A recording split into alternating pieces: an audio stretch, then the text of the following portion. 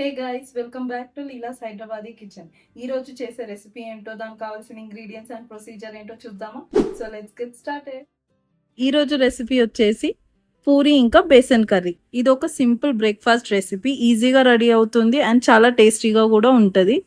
ఈ రెసిపీ చాలా తక్కువ ఇంగ్రీడియంట్స్తో చాలా సింపుల్గా చేసే రెసిపీ. సో ఇంకా లేట్ చేయకుండా let's get in to the video. ఇక్కడ నేను 2 కప్స్ ఆఫ్ మైదా పిండిని తీసుకున్నాను. మీకు కావాలంటే 1 కప్పు చపాతీ పిండి, 1 కప్పు మైదా పిండి కూడా తీసుకోవచ్చు. సో ఇక్కడ టేస్ట్కి సరిపడా అంత సాల్ట్ వేసుకొని కలుపుకుందాం. వాటర్ని యాడ్ చేసుకుంటూ నేను పూరి పిండిని చాలా సాఫ్ట్గా మంచి డో లాగా ప్రిపేర్ చేసుకుంటున్నాను. పూరి పిండిని ఎప్పుడు మనం మంచిగా ప్రిపేర్ చేసుకున్నా చపాతీ పిండి లాగా హార్డ్గా ఉండకుండా సాఫ్ట్గా ఉండాలి. అదొక్కటి గుర్తుపెట్టుకోవాలి. ఇంకోటి ఏంటంటే, మనం పూరి పిండి చేసుకునేటప్పుడు దాన్ని ఒక 5 to 6 మినిట్స్ మంచిగా నీట్ చేసుకొని దాంట్లోకి కొద్దిగంత ఆయిల్ వేసుకొని మళ్ళీ ఇంకొకసారి నీట్ చేసుకుంటే ఇట్లా 5 to 6 మినిట్స్ పాటు మనము పూరి పిండిని మంచిగా ప్రిపేర్ చేసుకుంటే పూరి డో అనేది చాలా సాఫ్ట్గా అవుతుంది. ఇప్పుడు మనం ఈ పూరి పిండిని ఒక 30 మినిట్స్ పాటు రెస్ట్ ఇద్దాం. ఇప్పుడు బేసన్ కర్రీ చేయడానికి ఫస్ట్ ఆలూని తీసుకొని ఇట్లా బాయిల్ చేసి పెట్టుకోవాలి. నేను ఇక్కడ 2 మీడియం సైజ్ ఆలూని తీసుకొని బాయిల్ చేసుకొని చిన్న చిన్న పీసెస్ లాగా చేసుకున్నాను. ఇప్పుడు దీంట్లోకి కొద్దిగంత కొత్తిమీర, ఒక మీడియం సైజ్ ఆనియన్ ఇలా సన్నగా కట్ చేసుకొని పెట్టుకోవాలి. ఇంకా ఒక 3 టీ స్పూన్స్ ఆఫ్ శనగపిండిని తీసుకొని దాంట్లో వాటర్ యాడ్ చేసి ఇట్లా లంప్స్ లేకుండా ప్రిపేర్ చేసుకోవాలి. దీంట్లోకి కొద్దిగంత కలెమాకుని కూడా తీసుకోవాలి. అట్లనే మనము ఒక 3 to 4 పచ్చిమిర్చిని తీసుకొని దాన్ని ఇట్లా స్ప్లిట్ చేసి చిన్న చిన్నగా చాప్ చేసి పెట్టుకోవాలి. ఒక 2 టేబుల్ స్పూన్స్ ఆఫ్ ఆయిల్ని యాడ్ చేసుకొని ఆయిల్ హీట్ అయినాక ఒక 1 టీ స్పూన్ ఆఫ్ ఆవాల్ని వేసుకుందాం.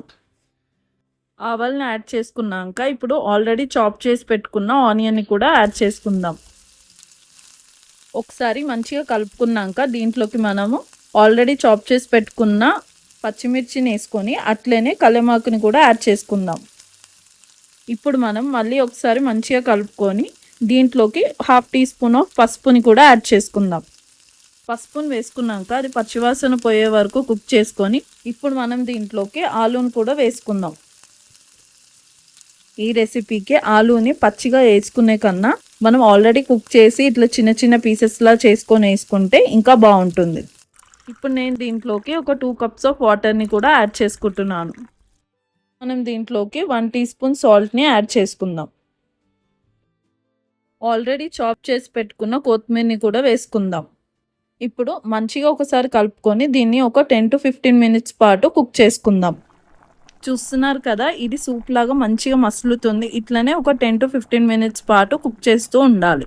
మీరు మన ఛానల్ని ఒకవేళ ఇప్పటి వరకు సబ్స్క్రైబ్ చేయకపోతే వెళ్ళి జల్దీనే సబ్స్క్రైబ్ చేయండి. అండ్ అట్లనే మీరు ఇన్స్టాగ్రామ్ పేజ్ని కూడా ఫాలో అయితే latest updates and food related interesting things కూడా మీరు తెలుసుకోవచ్చు. ఇప్పుడు మనం దీంట్లోకి ఆల్రెడీ కలిపి పెట్టుకున్న శనగపిండి స్లర్రీని కూడా వేసుకుందాం. కింద కడాయికి అంటుకోకుండా ఇలా కలుపుతూనే ఉండాలి. ఇట్లా కలుపుతూ లంప్స్ ఫామ్ కాకుండా చూసుకోవాలి. శనగపిండి వేయడం వల్ల గ్రేవీ అనేది వాటరీ ఫామ్లో కాకుండా మంచిగా థిక్నెస్తో వస్తుంది. చూస్తున్నారు కదా, మంచి క్రీమీ టెక్స్చర్ వచ్చేసింది.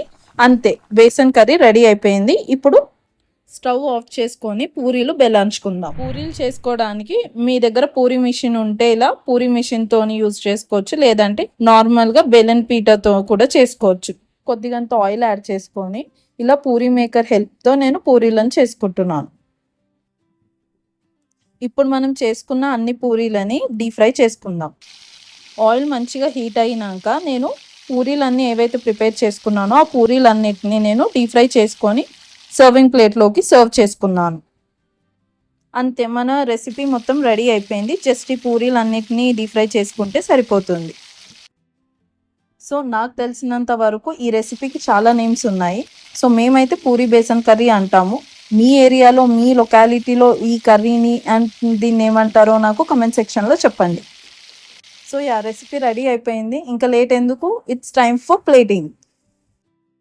మన besan curry and puri ready అయిపోయింది. మీరు కూడా ఈ రెసిపీని ట్రై చేసి ఎట్లొచ్చిందో నాకు కమెంట్ సెక్షన్లో చెప్పండి. Thanks for watching. See you in my next video. Till then take care. Bye by.